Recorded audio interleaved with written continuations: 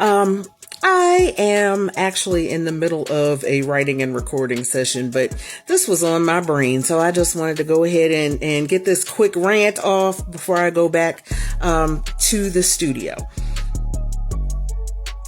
All this talk about waste, fraud, and abuse, they say it over and over again as if saying it over and over again will make it true.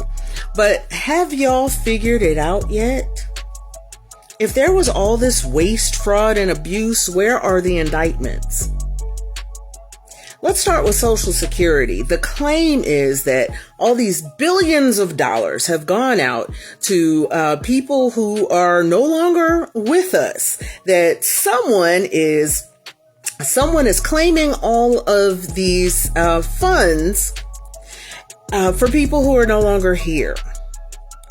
So if that's the case, you wouldn't need time to build a case. You could bring the indictments immediately because you would have either the direct deposits.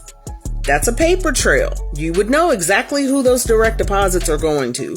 Or you would have the checks. You would know who those checks are being mailed to. So they are absolutely lying to you, and you're falling for it. You're falling for it. You are falling for a whole lie. Because if there was this much supposed waste, fraud, and abuse, the indictments would be coming fast and furious at this point, because the evidence, all the evidence they need would be right there. So there's that. Also, all these folks that are talking about waste, fraud, and abuse, I don't hear any of them complaining about the fact that this moron wants to pour $92 million into a military parade to celebrate his birthday. Yeah, I know it's also Flag Day. His birthday happens to fall on Flag Day.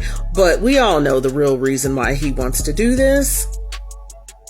He wanted to do it the first term, but there were still adults in the room back then who stopped him.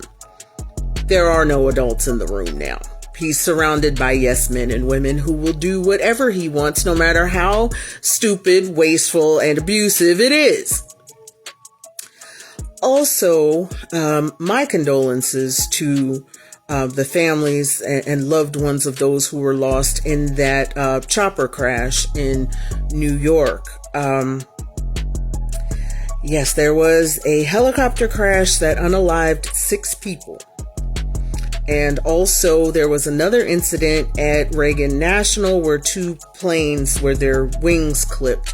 Fortunately, no one was injured, but that's still very dangerous. And this is what happens when you gut the FAA and you don't have enough people working there.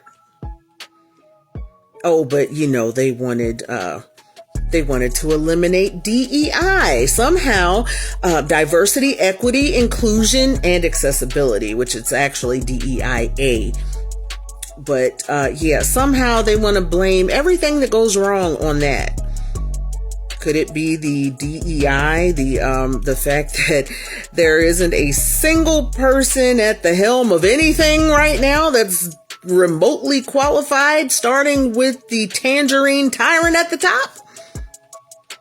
Or let's talk about the credibly accused rapist / drunkard who's leading our DOD.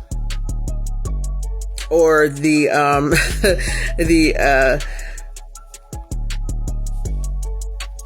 if I went into every unqualified person in this administration, I'd be here all day. And I did promise to keep it brief, so I'm going to leave it off right here. Yeah, think about that. One more thing to think about. $26 million. Yes, that's how much of our tax dollars he has already spent so far in this administration on his golf trips, because he seems to think that golfing every weekend is somehow a requirement for a POTUS. I don't know. He seems to want all the perks of the job and none of the responsibility. And before you talk about, Joe Biden went on vacation. Yeah, he was in Delaware at his home. And he was still plugged into what was going on. He didn't walk away from the job. He wasn't at a resort that he owns charging his Secret Service money that's coming out of our pockets as taxpayers. He didn't do that. Neither did Obama, because Obama in his 8 years in office didn't spend half as much time golfing as Trump did in 4. So let's get all the whataboutisms out of the way, because we all know that y'all are real good for those and not much more. All right, I'm headed back to my microphone.